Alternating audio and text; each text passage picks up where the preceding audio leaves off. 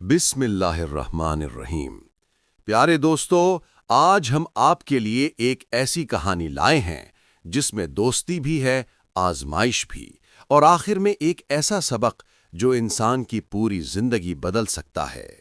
ये कहानी है एक गरीब मगर साबिर किसान की और एक वफादार बंदर की। आइए शुरू करते हैं। पुराने जमाने का एक छोटा सा गांव था। रेतली पगडंडियां, खजूरों के दरख्त, मट्टी के घर और दूर दूर तक फैले हुए खेत।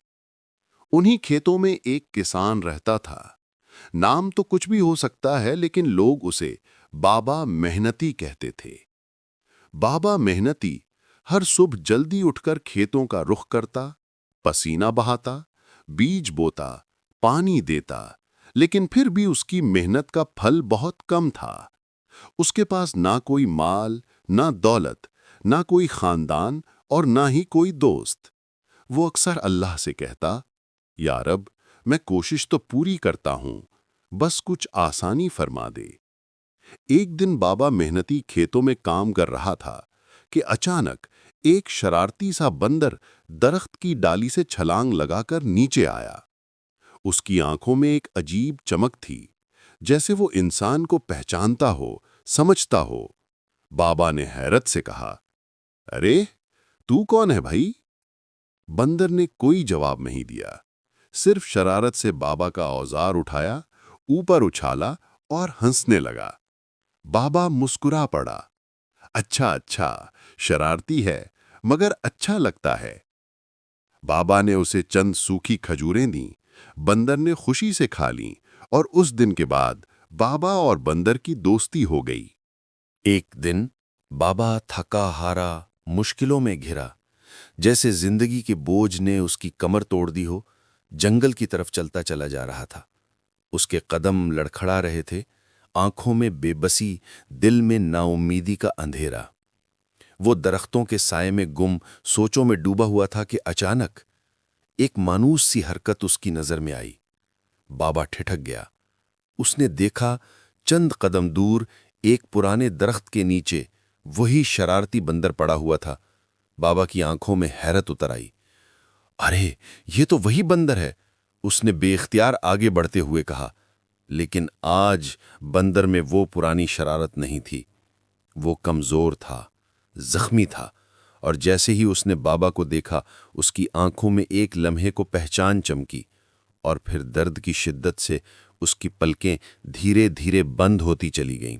थकन से चोर लेकिन दिल में अजब सी नरमी लिए बूढ़ा किसान बाबा उस जख्मी बंदर को आहिस्ता आहिस्ता उठाकर अपने घर ले आया।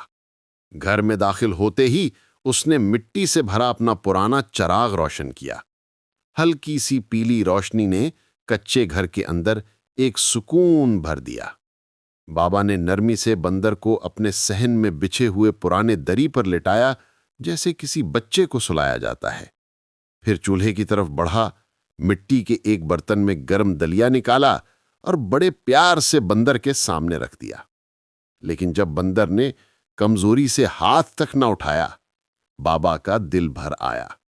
वो आहिस्ता से बंदर के करीब बैठ गया और बोला, मेरे बेटे, तुम फिक्र न करो, मैं हूं ना, तुम खाओगे तो ही ताकत आएगी। यूं वो अपने हाथों से बंदर को खाना खिलाने लगा। हर नवाला इतने प्यार और शफकत से दिया जैसे वो बरसों से इसी का अपना हो। बंदर की आंखों में नमी उतर आई, दर्द की नहीं बल्कि उस मोहब्बत की जिसका वो शायद पहली बार मजा चख रहा था। बाबा ने उसके सर पे हाथ फेरा और धीरे से कहा, अल्लाह ने हर मखलूक में मोहब्बत रखी है, बस कोई समझने वाला चाहिए होता है। तुम आज से मेरे साथ हो, मैं तुम्हें अकेला नहीं छोड़ूंगा। अगले दिन बंदर फिर भी कमजोर था, मगर बाबा ने उसकी खूब देखभाल की। रोज कभी उसे शहद पिलाता, कभी गर्म पानी से उसके जख्म धोता, कभी उसका सर सहलाता। घर में पहली बार हंसी लौट आई। बंदर कभी बाबा की लाठी पकड़ लेता, कभी उसकी टोपी सर पर रखकर शरारत करता, और कभी सहन में बैठकर नन्ही बकरियों के साथ खेलने लगता।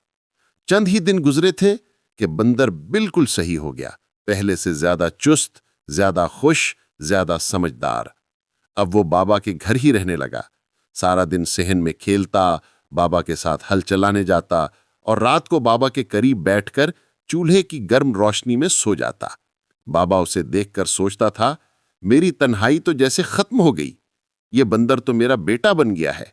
और बंदर भी बाबा के आसपास यूं फिरता जैसे कहता हो, अब ये मेरा घर है और बाबा मेरा अपना इंसान।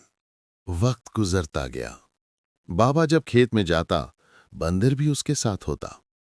वो कभी औजार उठाकर दे देता, कभी टोकरी पकड़ लेता, कभी पानी के बर्तन पर बैठ जाता ताकि गिरने ना पाए। गांव वाले हंसते थे, कहते थे, देखो देखो, बाबा पागल हो गया है, बंदर को अपना मददगार बना लिया।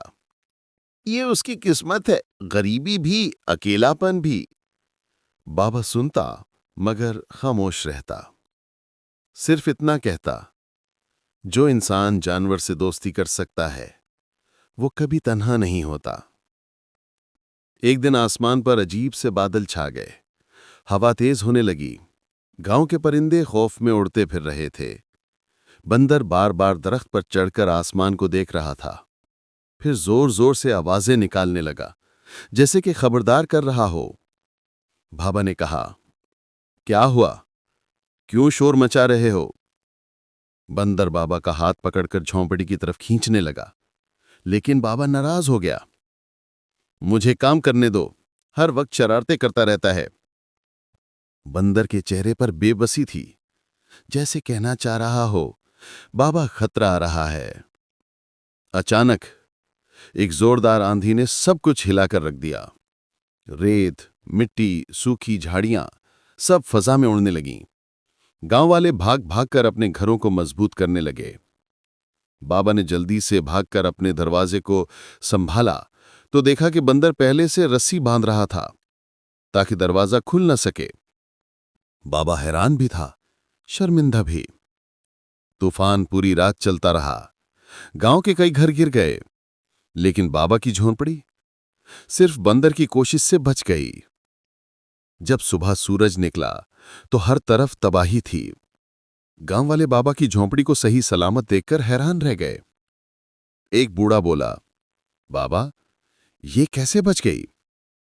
बाबा ने खामोशी से बंदर की तरफ इशारा किया।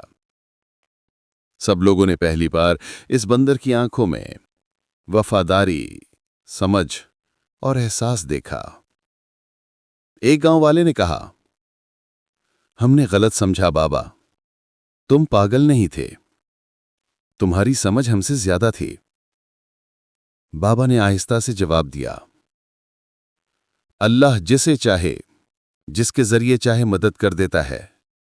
कभी कभी छोटी मखलूक बड़ी से बड़ी मुश्किल टाल देती है। बाबा बंदर के पास गया, उसे गले लगाया और कहा, मेरे प्यारे दोस्त, कल मैंने तुम पर गुस्सा किया, हालांकि तुम मेरी जान बचाना चाहते थे, मुझे माफ कर दो। बंदर ने खुशी से बाबा के गाल को छुआ, जैसे कह रहा हो, बाबा सब ठीक है। तूफान के बाद बाबा की खेती अल्लाह के फजल से सबसे बेहतर थी। गांव वालों ने उसकी मदद की और कुछ मजदूर उसके साथ काम करने लगे। बाबा की तजारत बढ़ने लगी और बंदर अब सबका प्यारा बन गया। कोई उसे केला देता, कोई खजूर और कोई उसके लिए खिलौना बना देता। बाबा अक्सर कहता, ये बंदर नहीं, अल्लाह की रहमत है, मेरी तन्हाई का इलाज भी, मेरी हिफाजत का जरिया भी। प्यारे बच्चों, प्यारे दोस्तों, इस कहानी से हम क्या सीखते हैं? कभी किसी को कमजोर या बेवकूफ मत समझो। अल्लाह की मदद कभी कभी छोटी मखलूक के जरिए आती है। दोस्ती जानवर से हो या इंसान से, मोहब्बत और सच्चाई मांगती है। और सबसे बढ़कर, कभी गुस्से में फैसला मत करो। सब्र और शुक्र करने वालों की तकदीर हमेशा बदलती है। अगर आपको ये कहानी पसंद आई हो तो इसका मैसेज दूसरों तक जरूर पहुंचाएं। अल्लाह हम सबको वफादारी, शुक्रगुजारी और इंसानियत की तौफीक दे। आमीन।